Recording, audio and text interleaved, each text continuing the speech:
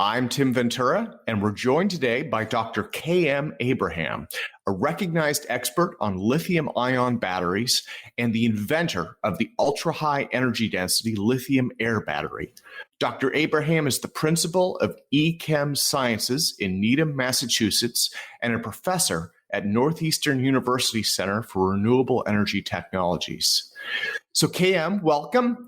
And let me start out by citing a bit of your work on lithium-ion batteries. Now, in your career, you've written more than 200 journal articles and have some 15 patents on lithium-ion batteries. I'm wondering what some of your key innovations are in that technology and how they've contributed to advancing this technology. Well, yes, I've been in developing rechargeable lithium batteries for more than 40 years. I started my career in 1976 at a small startup company in Boston area called EIC Laboratories. And one of the program that we were involved at that time was to develop a rechargeable lithium battery. And I started with working on a lithium-sulfur battery. In fact, we published one of the first paper on lithium-sulfur battery, which is actually just now coming into a practical battery. So it took almost 50 years for that to solve the various problems of that system and become a practical battery. So and it was just after the invention of titanium disulfide as a positive electrode by Professor Whittingham at Exxon, who is now professor. At that time, he was employed at Exxon company in New Jersey. So he reported on this solid cathode intercalation electrode with the titanium disulfide as the material. And our efforts were on developing the rechargeable lithium metal anode battery. As you know, a battery has two electrodes, so both electrodes have to work with equal efficiency and cycle life to be able to get the long cycle life for the full battery. So our effort concentrated on the lithium metal anode, and he came up with the titanium sulfide cathode. So what we did was to take his cathode and combine with our anode and try to develop a practical battery. Ah, okay. So, and in 1978, we published one of the first paper in a practical rechargeable lithium titanium disulfide battery with more than 100 charge-discharge cycles. That was a big thing at that time, to come up with a rechargeable lithium battery that goes for more than 100 cycles. So that was one of the early key development, a contribution of mine. And I published that paper in an electrochemical society meeting in 1978 in Los Angeles, and subsequently published in the electrochemical meeting proceeding volume. But we never published as a full paper, but the publication wasn't a major concern at that time. And subsequently, we published some papers later, early in 1981-82 timeframe, with different cathode materials and again a lithium metal anode, a rechargeable battery, showing several hundred cycles. And when in fact we made cells with capacities as high as several ampere hours. So we published cells developed and published data on cells with capacities as high as 5 ampere hour in early 1980s. So these were some of my early contributions, and we were in fact poised to go into business of developing a rechargeable metal anode battery. Unfortunately, the safety of those batteries became an issue. So they never became a practical system. A rechargeable lithium metal anode battery never became a practical system, at least until now. And so that led to the development of lithium-ion battery by Sony. In 1991, they published they came out with the announcement of a lithium-ion battery.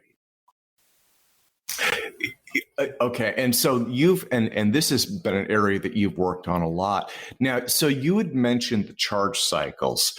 How have you seen that increase over your career? How have you seen the efficiency of these increase? Is that something overall that you've been pleased with, or has it fallen short in some ways? Well, I mean, there are a couple of key things that you look for in a rechargeable battery. Let's start with the lithium-ion battery, because that is the commercial battery now. We look for cycle life. We look for energy density. That is energy per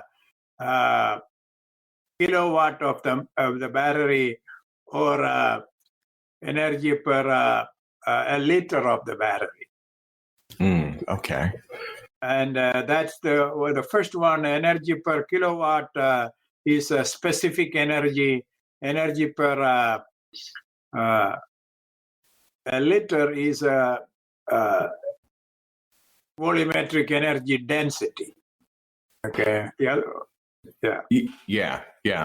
One is weight energy density, and the other one is volume energy density. In 1991, when Sony came out with their lithium-ion battery for an 18650 cell, I don't know if you are familiar with the 18650 cell. That's the round cells that go into a laptop computer. Okay. The round cells. In fact, that 18650 design is Sony's first cell they introduced. They came out with that particular size for the laptop battery. 18650 means that the cell has 18 millimeters diameter and 65 millimeters height. So 65.0. So it's 18650. Now, I believe those are about the size of D batteries, right? It's a little less than D cell. Okay. Yes, a little fatter and a slightly different size. And Sony at that time came out with this particular size because they want to have a unique design for a unique size in which other people will not quickly will reproduce it. So they came out with the 18650. And at that time in 1991, the battery had about 1 ampere hour, slightly less than 1 ampere hour capacity. In fact, around 0.9 ampere hour capacity. Now that same size battery has 3.6 ampere hour capacity. So in the last 29 years, the capacity of 18650 lithium-ion batteries increased by 4 times. Yeah. 4 times. So it has. It's been it sounds like it's been a steady, substantial increase over time, and then from what I've read, it's reaching some of the limits of lithium-ion technology, right? Right. I will touch on that. So, and also in the meantime, we have increased the cycle life also. So the cycle life went from maybe around 100 cycles originally to more than 1,000 cycles now. So actually, the lithium-ion technology increased in its energy density as well as cycle life. Okay. Okay. Now the energy density of lithium-ion battery is substantially dependent upon the capacity that you can get from the positive electrode, because positive electrode is limiting the capacity. And the positive electrode, which is the cathode material that is used in the lithium-ion battery today, is a lithium-containing transition metal oxide. And that material reaching its limit for capacity. So what we call it is reaching the number of electrons that it can accommodate reversibly in that material. It is reaching a 1 electron limit. So in order to go beyond the capacity that now we have for lithium-ion batteries, we need to have materials that can accommodate more than 1 electron, multi-electron transfer. Okay. In other words, we need to find new metal oxides or other materials that can accommodate more than 1 electron per equivalent of reaction. So that's why so currently lithium-ion battery is reaching its limit, but we're looking for new materials that can go beyond the 1 electron transfer per metal or per equivalent of the material. Now, that's where sulfur and oxygen and all these new materials come in. Yeah, so that takes me to your invention, which is just this absolutely remarkable lithium-air technology, and that's something that I've been reading about. Now, the story that I've read was that you actually discovered that by accident. I'm not sure if that's true, but the story that I'd read was that you were doing research on lithium-ion cells, and one of them had an air leak into the electrolyte. And you had noticed that it had higher output. Is that true? Is that how the discovery happened? Yes. In fact, I have a paper on that called A Brief History of LithiumAir Battery, which is published in one of the Electrochemical Society proceeding volumes. It has, in fact, if you look at my Google citations, it has received maybe 100 citations or something. Many people haven't found it, but some people have found that article. Yeah, I have written about it. Yes, it is very true. In fact, in early 90s, we had a fairly large program to develop lithium-ion polymer batteries for electric vehicles. It was part of a DOE Big Three automaker program, early program to develop lithium-ion batteries for electric vehicles. And they were using at that time one of the key materials that we developed at EIC laboratories, a polymer electrolyte. So there was this consortium of several companies formed together to use that material to develop a lithium-ion battery. And so I was investigating along with my colleagues on the chemistry of the different components of lithium-ion batteries in this new electrolyte. So in the course of that, so we made a lithium graphite anode half cell to look at the behavior of graphite electrode separately in this in combination with this polymer electrolyte. And when we were doing that,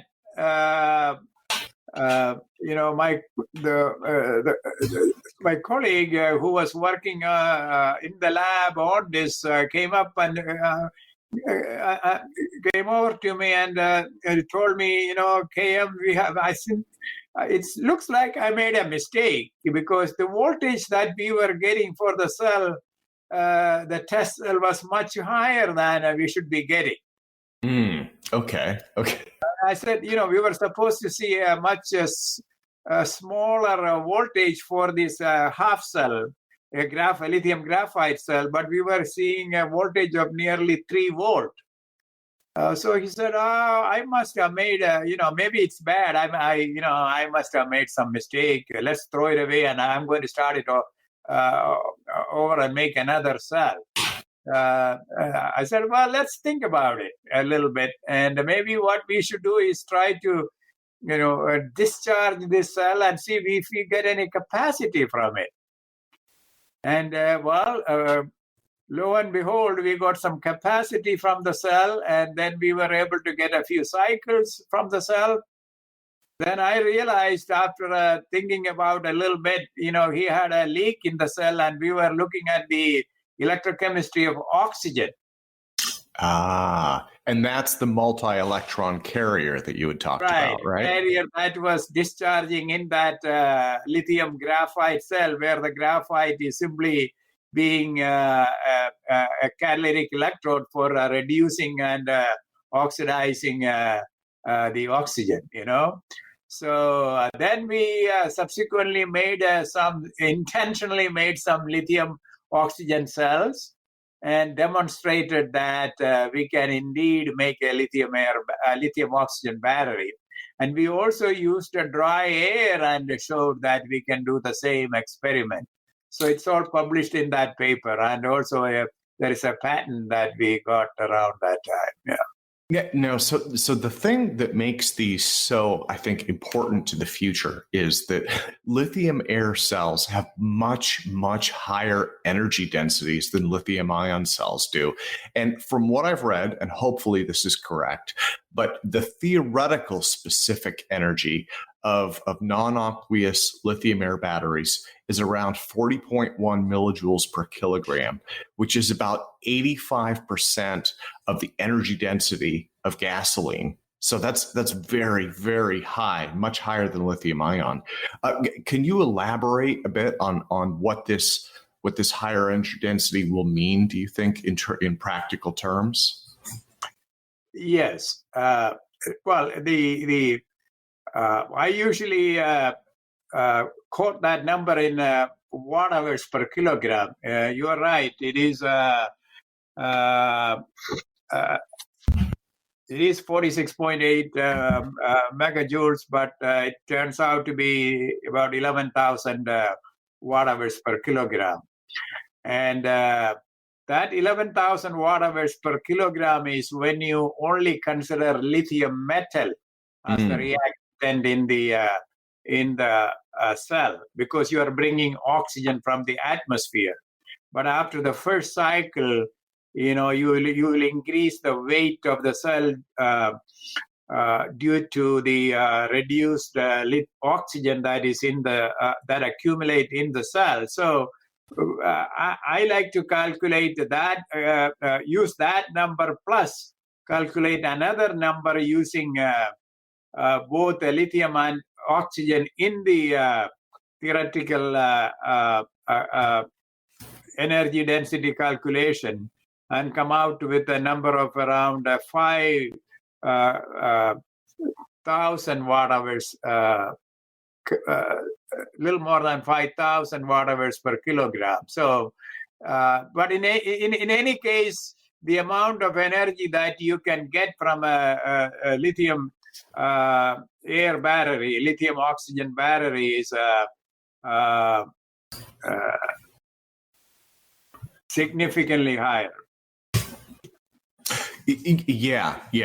And so Now, I guess that was the theoretical limit, but in practical terms, what I've read is, and again, I should apologize. I'm not using watts. I wrote down the megajoules per kilogram, but in practical limits, I understand that cell outputs of about 5 times greater than a commercial lithium-ion battery have been achieved so far. Does that sound right in terms of where the technology is currently at? Yes, you can usually get about 20 to 40% of the theoretical energy density in a practical cell.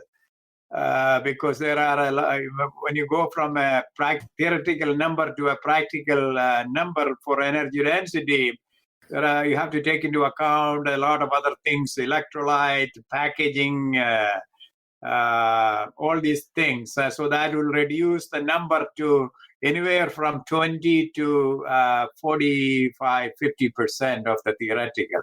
So for different chemistries, it is different number. So even if we take the worst case of 20%, we could still end up with more than 1,000 watt-hours per kilogram for a lithium-air battery, which is practically, so which is about 5 times, more than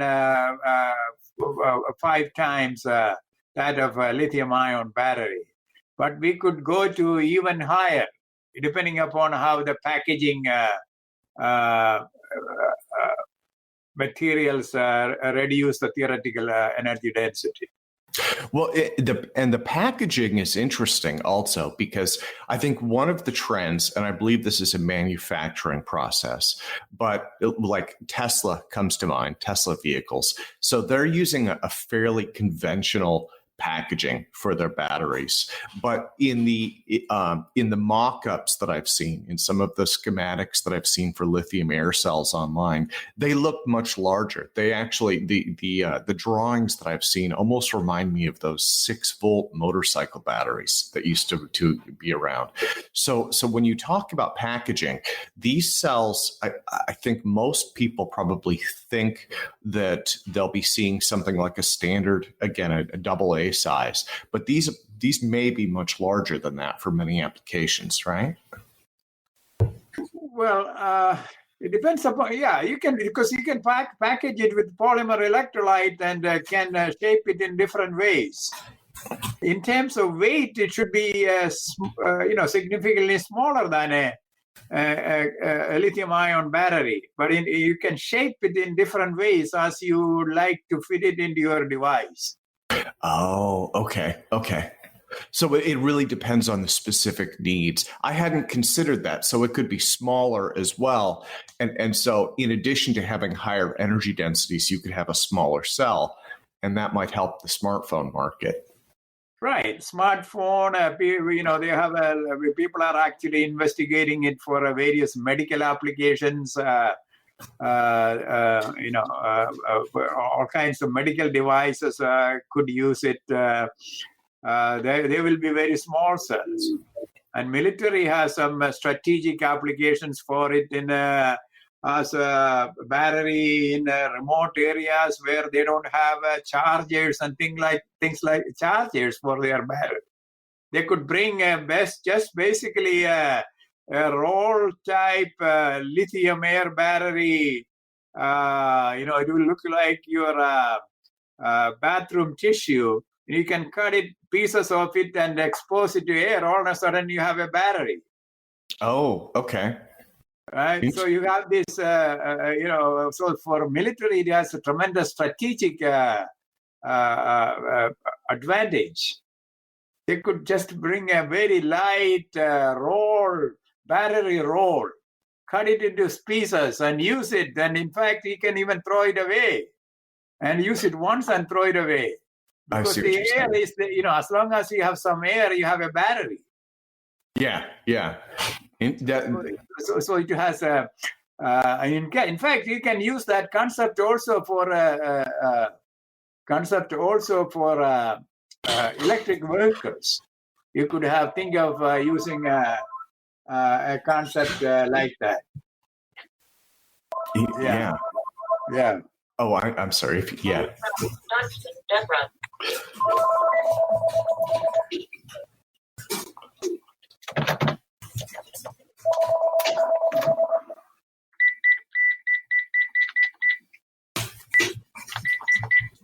Okay, sorry about that. Yeah. Oh, no worries, no worries. Well, and again, I can't thank you enough for giving me the interview. That's yeah. But This can is you edit it, or can you edit the interview, or I'm not sure. yeah. Well, and I can edit also, and I do edit. So I transcribe these to a written format, and what I found is actually the written format has a much larger audience than podcasts, and so actually, I have some software that I use, and then usually there's like 4 to 8 hours of editing. But I'm happy to do it because this is I think this is such an amazing idea. So Yeah, okay. Go ahead. well, so one of the things that I wanted to ask, and this would be more of kind of a career and a perception question, but from what I've read, when you started work on lithium-ion and later lithium-air, it seems like these batteries were less visible in the media. And I think that the advent of smartphones and certainly electric vehicles have made these a really visible, really popular topic with people. And so I'm wondering, are you seeing a lot more pressure these days for advances in this area than you were in the past? Yes, there is significantly more interest from a variety of sources. The public want more energy from their devices, therefore the manufacturers are under pressure. So there is significantly more interest, and you may call it as a pressure also from various sources. Yes. Yeah, and it was. I just wondered, and the reason I used the word pressure was I've been following electric vehicles, and I know internally in that industry, there are ongoing issues with range anxiety. Right, folks are nervous about buying these vehicles because the range of the vehicle may be only 200 to 300 miles, and so I know that EV manufacturers are pushing hard internally to find ways to give more range to their vehicles. Yes, it's very true. For example, if you use a 60 kilowatt hour battery, which is sort of a standard battery in Tesla, that will give you at best about 200 miles. So one of the things they do is they give you an option for an 80 kilowatt hour battery. Basically, they increase the size.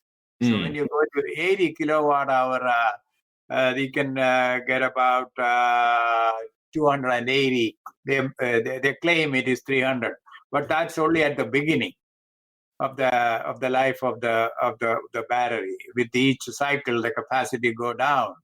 Yeah, and in a year or so, you will get much less.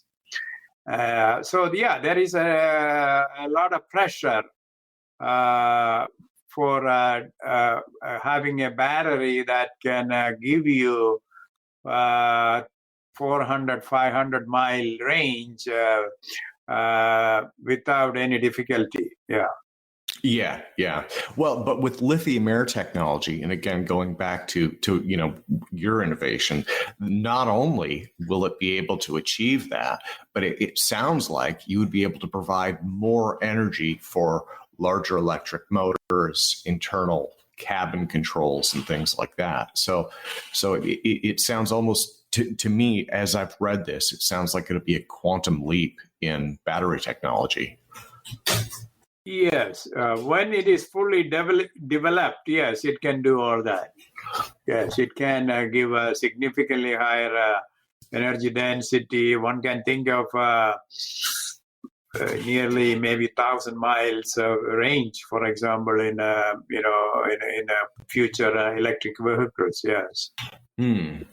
Well, now because the range of an electric vehicle depends on a variety of factors, not only the battery energy, but also the motor efficiency, the weight of the vehicle, and all that. So it will be a range somewhere. You could think of getting battery. Vehicle range up to 1,000 miles in some vehicles. Yeah, on a single charge. Yeah. Now, so this is something I understand that the electrodes in these are something that's under development, and there have been, and I guess it sounds like these are normal challenges with electrodes in general. So do you think will LithiumAir, it sounds like this is the destination for batteries. Do you think that we'll see something like lithium-sulfur or another type of chemistry come to market first? Or do you think that it will go right from lithium-ion to LithiumAir? Well, the major problem of LithiumAir is that in order to access air, you need to expose the cell to the air. Yeah. So that means that there is a possibility of bringing in other materials into the cell, like moisture, which lithium doesn't like moisture. And there is CO2 also in the atmosphere that will come in. And nitrogen, which is inactive, but nitrogen can. So you need to be able to find ways to access only oxygen from the air without having this contaminant. So you need to have some sort of a membrane on the cell that can do that. So that's an area where we still have to make progress. Oh, I see what you mean. And then you'd also mentioned some. You said that you'd explored ideas with now lithium oxygen in polymer, right? Or perhaps there's an aqueous cell. Right. Well, polymers are also non-aqueous. It's just that instead of a liquid, you have a polymer material. So you could think of doing that. And in fact, we published some results 10 years ago on a solid-state lithium-air battery, in which we replace the liquid electrolyte or the polymer electrolyte with an inorganic solid-state electrolyte. So that's another technology that could find a practical use. Oh, okay. So there are various options here that, in fact, that solid-state cell could overcome some of the issues associated with water ingression into the cell and poisoning the cell. So there are, areas that are being looked into to solve some of these problems. Well, I'd also like to ask, because, and again, you'd mentioned this earlier, issues with flammability in some older types of research. Is that a concern with lithium-air cells as well? Well, the lithium-air, yes. I'm not yes for that. I'm going to go back. The lithium-ion cells have a safety issue that comes from the flammability of the liquid electrolytes that are used in the battery. That happens following an internal short circuit that can happen due to manufacturing defect or abuse of the cell Then once that happens, it generates a lot of heat in the lithium-ion cell, and will vent the electrolyte out into the atmosphere. Then it can catch fire. Oh, okay. Now, the one thing about a lithium-air battery is that you don't have you cannot have an internal short circuit like that in a lithium-ion battery because the oxygen is always in the air. So you don't have enough material inside the cell to have an internal short circuit reaction. So Oh, so it's safer. It sounds safer then. safer from that point of view. Now, the solvent by itself have to be non-flammable because, if somebody brings in some flame or something and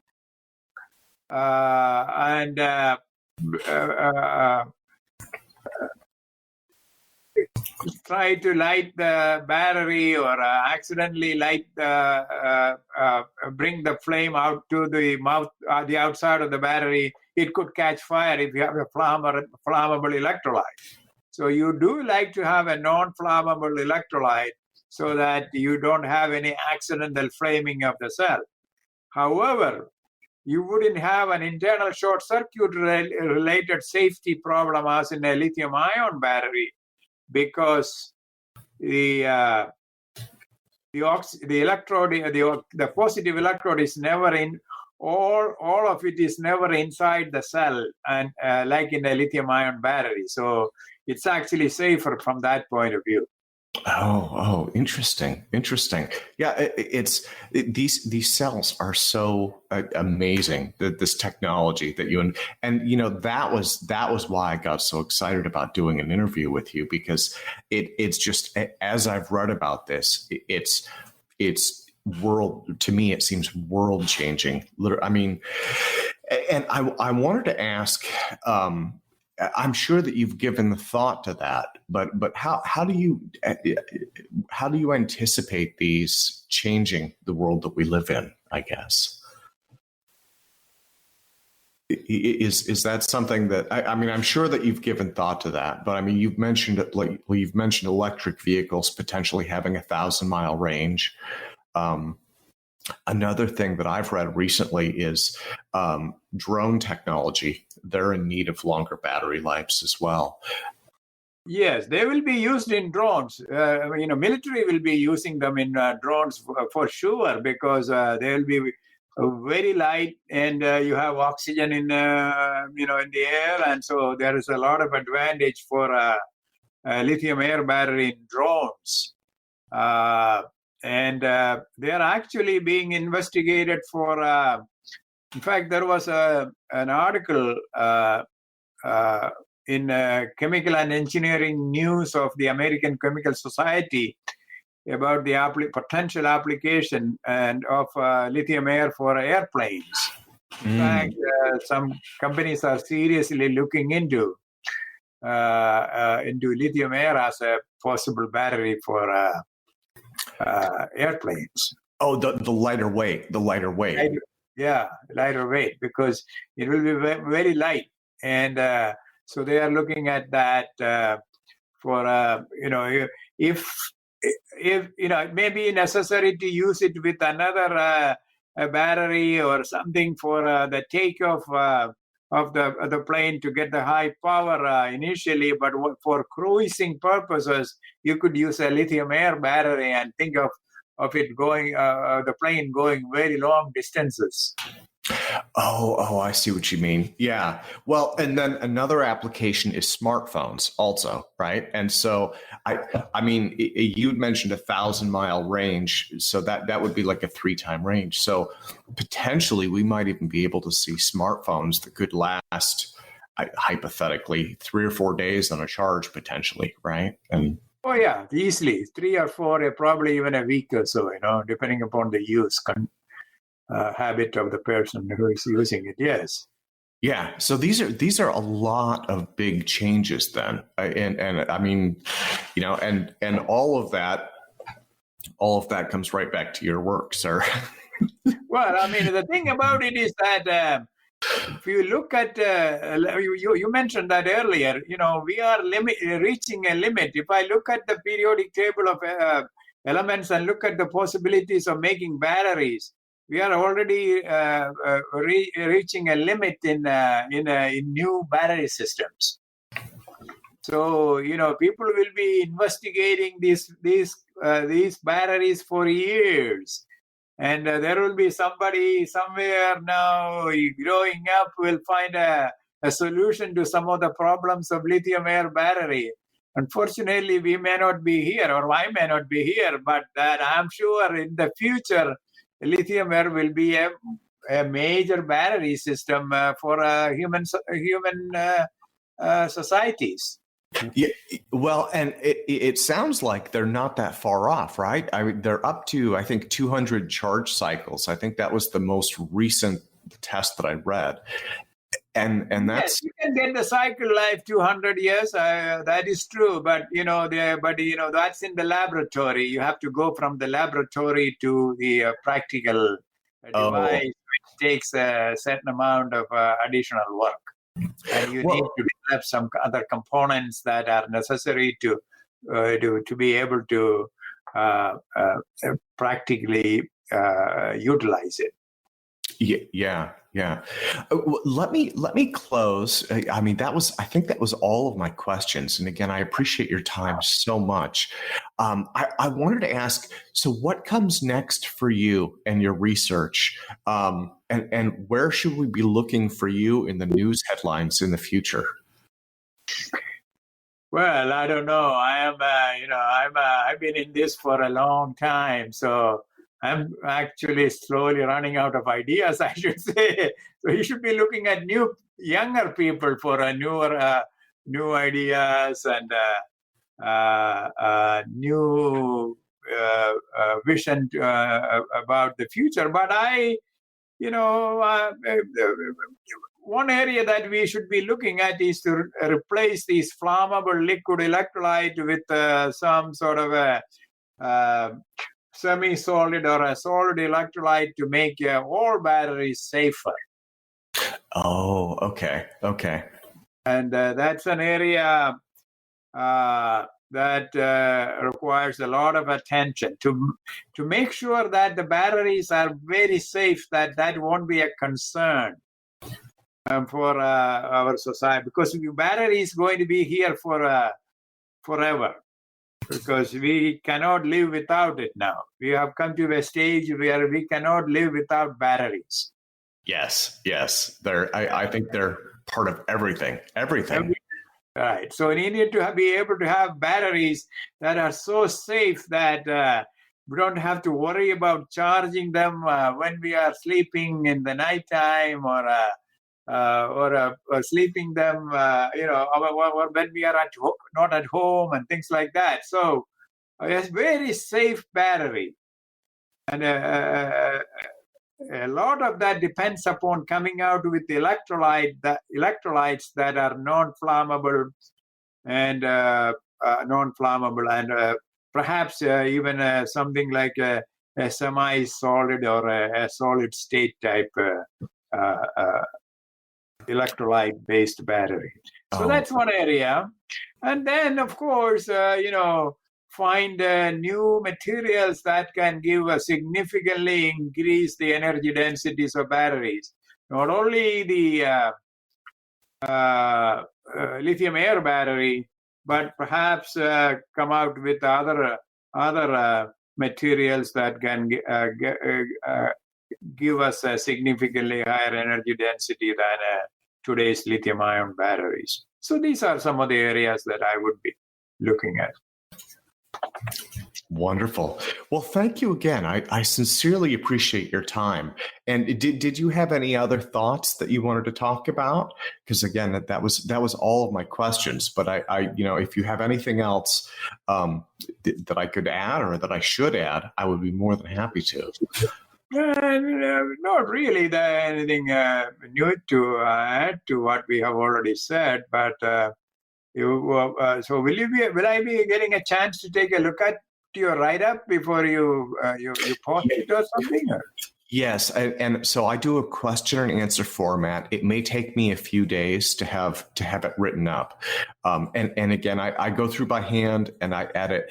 People don't, all of us, we don't speak the same way that we write, and so Right. what I try and do is edit that, edit out some of the speech patterns. Sure. I But understand that. That's why I asked. Right. I know.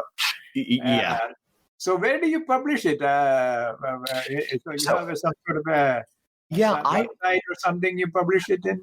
I publish on medium.com actually, and I have about a 40,000 reader audience per month now. Oh, And yeah, and part of that is I started doing science and technology interviews. Actually, I started about 15 years ago, and I have a family and a day job and a child, so I got distracted from that. But it was something that I always missed because I've always read about science and technology, and I've always loved it so much. And one of the things that I've always struggled with was, I've always felt like innovators like yourself don't get the public recognition that you really should. You'll read about news headlines, and then they'll have the inventor down in the fine print. And I always thought it would be so wonderful to help highlight what scientists and innovators like yourself are doing. So it kind of brought me back to it, and it's just been a passion project that I do after hours, and and when I have spare time. So during the coronavirus, while we're trapped at home, I've been doing interviews, and again, that's a great contribution to society. That's a great thing to do. And yeah. Well, yeah, actually, again, sir, your contributions are the large ones. So my goal is just to help share them with a few more people. And if I'm able to do that, then I feel like I've done something. So. Oh, I consider it as just doing, we are all doing our job, and I happen to be working in battery area, so we just do our job. And fortunately, some of that come out to be, useful for society, and we are very happy about that. And Yeah.